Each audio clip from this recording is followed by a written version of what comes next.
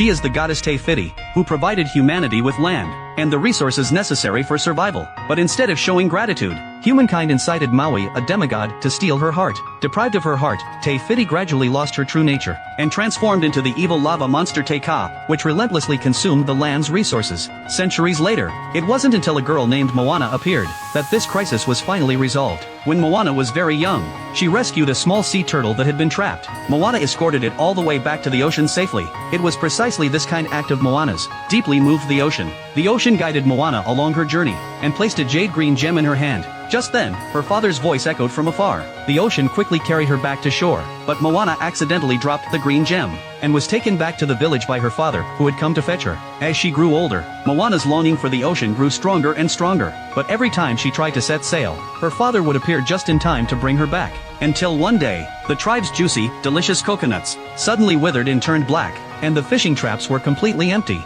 Moana suggested that everyone set sail to go fishing, but her father, the chief, strongly opposed the idea. So, while no one was looking, Moana decided to go out to sea alone to fish. But with no sailing experience, Moana was no match for the raging waves, and was eventually washed back ashore. Her grandmother happened to witness this scene. Grandmother took Moana to a hidden cave, and revealed a shocking secret to her. It turned out that her father had once been a great navigator, leading his people to sail across the seas, until one day, while her father was out fishing, he was attacked by the lava monster Te-Ka. His best friend lost his life in the attack. To ensure the safety of his people, her father had issued an order forbidding anyone from going out to sea. Moana finally understood her father's well-meaning intentions. From that day on, Moana never again thought of setting sail. Instead, at a young age, she succeeded her father as chief, and began working tirelessly for the good of the tribe. Under her leadership, the tribe lived a life of plenty, free from worry, until one day, her grandmother fell seriously ill. On her deathbed, she told Moana that she must sail out to sea to find a demigod named Maui, and have him return the heart of Te-Fiti.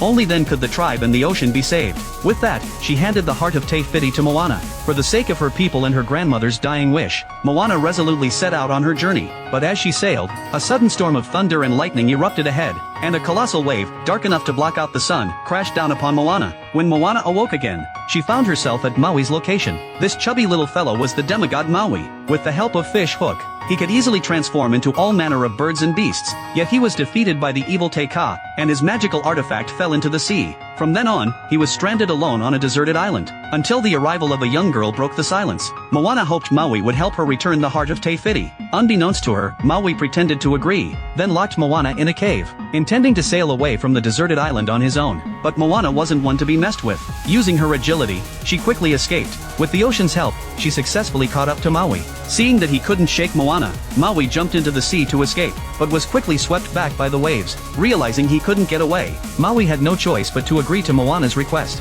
Just then, a group of coconut monsters suddenly launched a surprise attack on them, trying to steal the heart of Te-Fiti. Moana bravely grabbed her wooden sail and fought back relentlessly. After a fierce battle, the two finally managed to escape. But to return the heart of Te-Fiti, Maui had to find his fish hook. So, led by Maui, they arrived at a cliff that soared into the clouds. They climbed to the very top. Maui leaped high into the air, and slammed his hammer down hard onto the ground, opening a stone door. Maui leaped down. Moana followed close behind, but below lay a kingdom of monsters. Maui landed first, while Moana landed right on a monster's tongue. Just as she had narrowly escaped one danger, she unexpectedly encountered a masked monster, closing in on Moana. Fortunately, a rising current swept the monster away. After a long and arduous search, they finally found the fish hook. Maui had Moana act as bait, to lure out the crab monster guarding the hook, while Maui took the opportunity to climb onto the crab monster's back, and successfully retrieved the fish hook. But because he hadn't used it in a long time, Maui couldn't transform at will.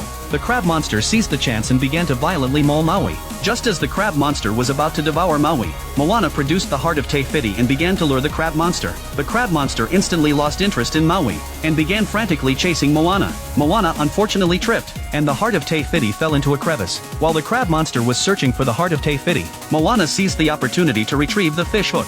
It turned out that the heart of Te-Fiti they'd used earlier was a fake. Realizing this, the crab monster scrambled toward them, but it was too late. Carried by a rising current, the two were successfully swept onto land. They then set sail and continued their journey. After a long trek, they finally arrived at the island of the goddess. But there, the evil giant beast Te-Ka was waiting. Maui, holding the heart of Te-Fiti, transformed into an eagle, but was knocked into the water by a single punch from Te-Ka. Maui transformed once more into a shark, and clamped down on the heart of Te-Fiti. Only then did they safely return to the boat. But the evil Teika had no intention of letting them off easily. After a fierce battle, Maui's fish hook was severely damaged. Discouraged, Maui felt they could never defeat Teika, so he transformed into an eagle and flew away. Left alone, Moana returned the heart of Te Fiti to the ocean. Just then, a blue light suddenly flashed from beneath the water. It was her grandmother's spirit. Grandma encouraged Moana to face her fears bravely, just as their ancestors had done, and never give up easily. Inspired by Grandma's words, Moana finally regained her confidence. She jumped into the sea, retrieved the heart of Te Fiti,